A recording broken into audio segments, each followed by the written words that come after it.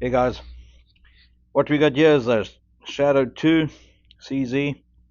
Got some grip tape up front, some palm swirl grips on it. Anyway, what needs to happen to that is it's got to get this EGW red dot sight mount on, so that it can accommodate this Trijicon SRO. Now the problem with these is the guys normally mold, they have the slight mold, but if you can look, this slide is taper, and so the problem is you can't mold this slide. So the Optic's ready Shadow 2s, they've got a parallel, the sides of the slide is parallel, they don't have that taper, and that's the way they kind of get the big, these big RMR footprint red dots on. So these, you can have it milled, but then you got to do the RMC, which is the baby little red dot for the narrow slides. You got to go that route, you can't go this route. With that, it's also got to get this trigger. This is a Eemann Tech trigger, and all it is, it's not as curved, so you're kind of getting a more of a straight trigger effect. It's not doing away with the double action. All it's doing is getting rid of the that curve on the which kind of, when you're shooting on single action, your finger rides up to the point of the trigger, and so it's going to get that in at the same time. Done in a flash. To take the CZ apart, you got to start by getting the grips off. This has got aftermarket palm swells on, so they take a Torx bit.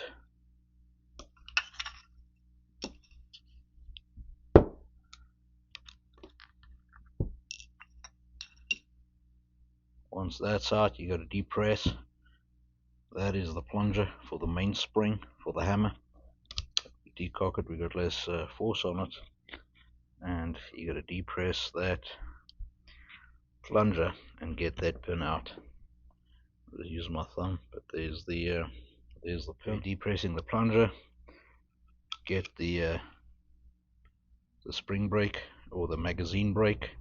Get the magazine brake pin out, goes through there. Keep depressing on that, and then get the magazine brake out of the way. So there's the hammer spring and its plunger.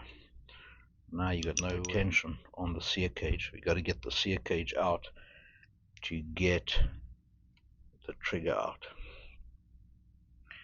So the sear cage is held in by the safety from that side, and it runs through, and the safety has got a groove in it, and it's held in by the sear spring.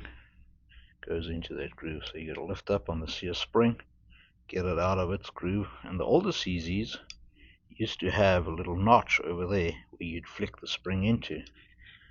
This Shadow does not, and I don't know when that change happened. Anyway, now I'm holding it there with my thumb, and I should be able to pull this out.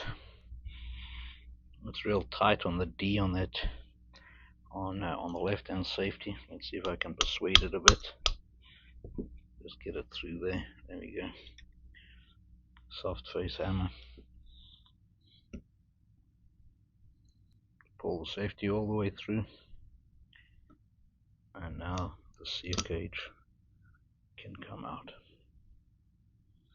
And to get it back in, we're going to have to get that spring back up there again, to get the safety back in.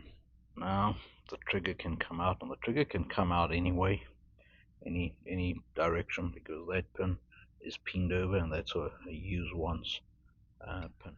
Just a bench block, a roll pin punch.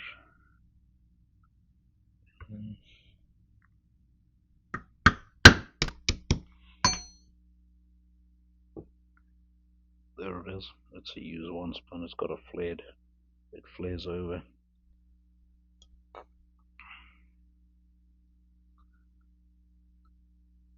It's not going to go flying. I just don't want it to shoot off. So I told you it's a use once pin. So there's the flare off that pin that sheared off when I knocked it out with that minute little donut. I don't always like magnetic trays. They're nice to not lose stuff, but you got to be very careful that you don't drag stuff out of the tray. When you pick something up, you drag a small screw out and drop it on the floor and it's lost. Now the trigger can come out the top. And there's the new trigger.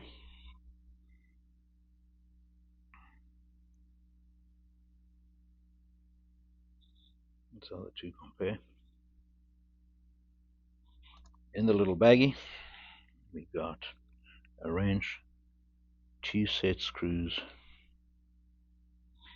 a new trigger return spring, and a floating trigger pin. And the way that works is it's got a recess cut in the middle there.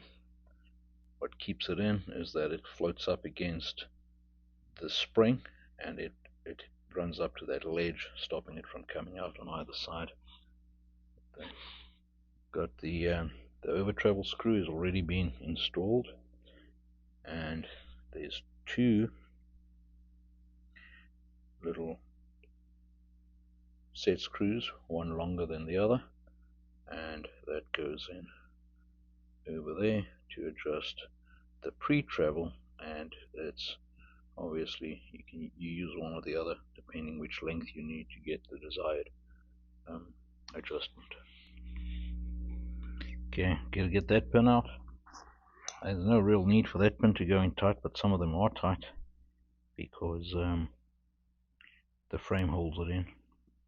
This one's loose, so that pin's out. The over travel screw is already in the trigger. I'm going to take that out to just put a drop of Loctite on it. Make sure to use blue Loctite. I'm nearly out. Got a drop of Loctite on the screw, get it in. Goes in from the front of the trigger. Kind of get it to the flush position. Already got some Loctite on that one. Just a drop. That's the pre-travel. It goes in from the front.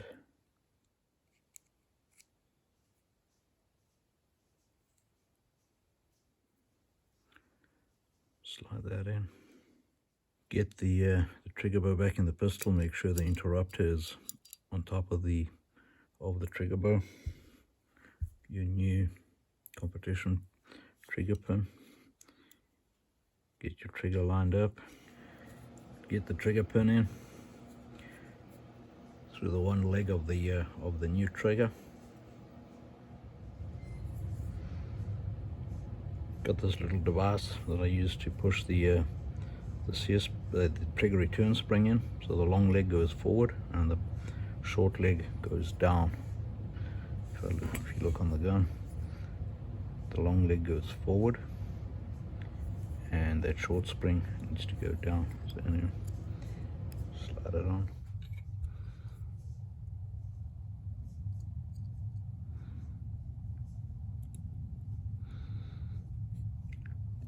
Push down on the spring.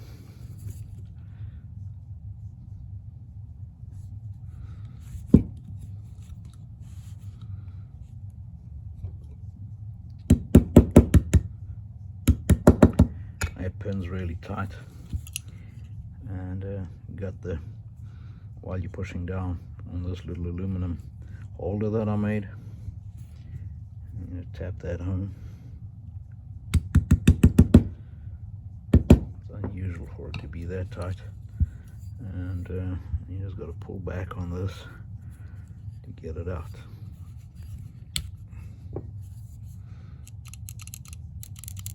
And it's in. It's just a hole that I drilled, put a slot in, and it helps to hold the spring, gives you means of pressing it. Now you can put the sear cage back. If you just want to do the trigger, You don't have to take the sear cage out. You can knock the pin out and get the pin, and push it up and push the trigger pin through that hole. But if you want to change out the safety at the same time, and you want to go from the flat safety or the paddle safety to the flat safety or vice versa, you got to get the sear cage out, because the safety holds the sear cage in. The sear cage hooks in with those hooks, that there. Then you got to push it back from there.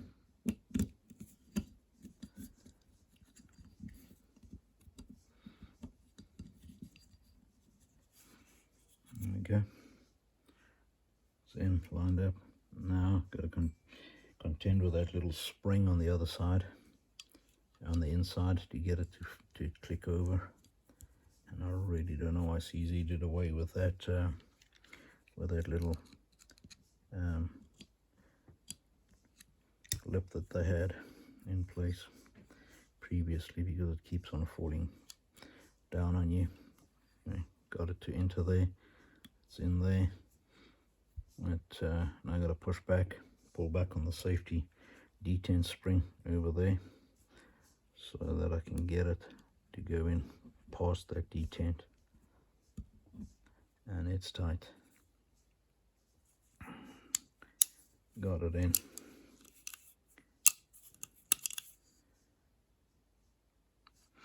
And now that spring falls back into its little groove, which stops the safety from coming out, and the safety clicks on and off. Hammer spring goes in.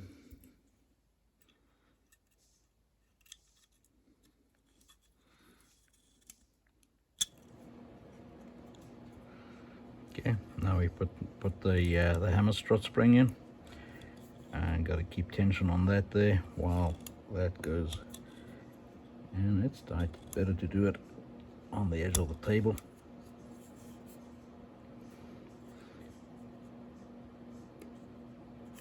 Get that evened up.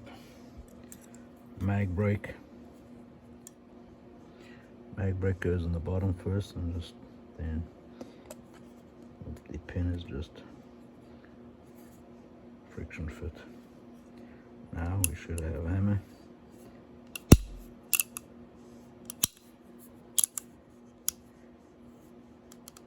Safety works. Double action doesn't work. Gotta get that screw in deeper. Gotta get the pre-travel screw. Got to turn that in deeper in order for the trigger to reset on double action. Okay, so I had to take that trigger out, that set screw out completely.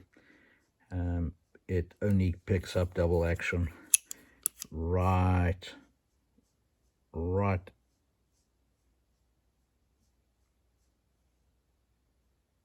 there, and then there's no travel left. If I leave the screw in, it actually I jam up against the pin on the inside, and I have a stiff trigger, so there's no pre-travel adjustment on that. Now I put the grips back. There's a little O-ring. There's a little O-ring on the screw on these aftermarket grips. These are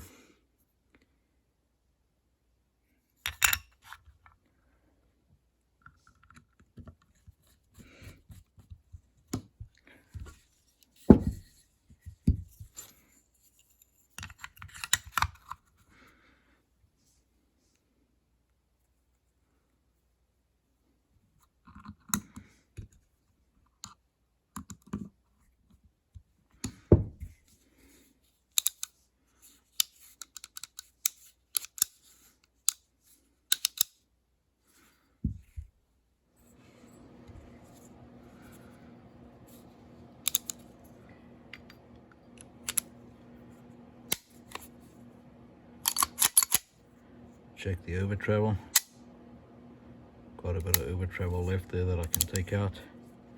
I pinch my finger in there, and then after it trips I can see how much the trigger moves. So let me turn that screw in until I got very little over travel. That helps the reset.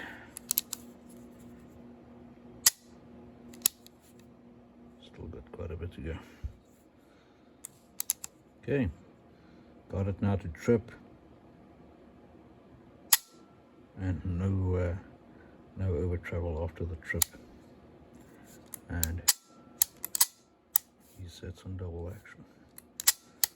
It is definitely a more comfortable trigger. You don't have that tip poking your like digging into the tip of your finger. There you go, got a red dot on it. We'll see how she runs.